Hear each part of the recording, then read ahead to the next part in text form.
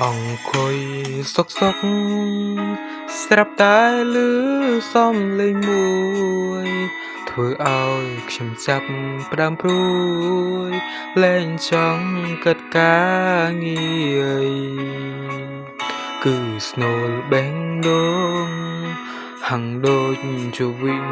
បាត់អ្វីខ្ញុំសួរថាតើកាថៃតែបេះដូងគិតតែយំស្នេហាមួយនេះបេះដូងសង្ឃឹមមាំណាស់ទុកគឺដូចជាថ្នាំផ្សាំងអាចផ្សាំង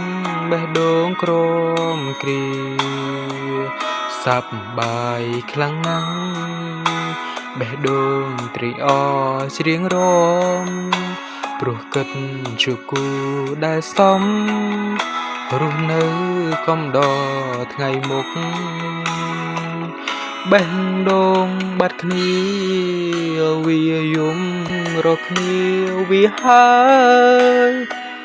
ថ្ងៃនេះមិនដេចឡើយម្ចាស់ស្នេហ៍ឲ្យវាជួបទុកបងស្រឡាញ់អូនមានបំណងចង់រស់ឲ្យសុខតែអូនបែរជាចិត្តចុករងទុកព្រោះក្តីស្នេហាអោបេះដូងអើយនៅល្មមឈុំយំសោកសៅស្ងៀមហើយប្រឹងដេកទៅឈប់ស្រែកឲ្យខ្ញុំថ្លង់ណាព្រោះនៅពេលនេះខ្ញុំត្រូវរវល់កិច្ចការរឿងឈឺរឿងទុកខ្លោចផ្សាសូមរក្សាទុកនៅមួយដុំ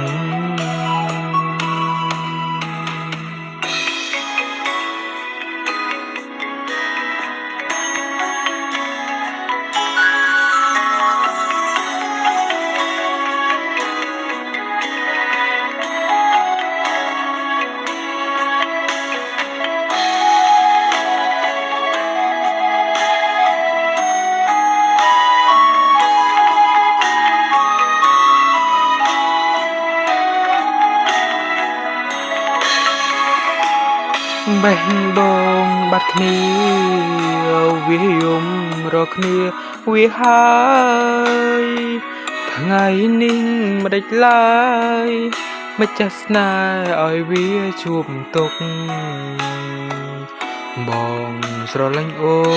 នមានបំណងចង់រស់ឲ្យសុខ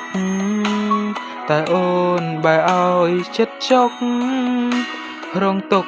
ព្រោះក្តី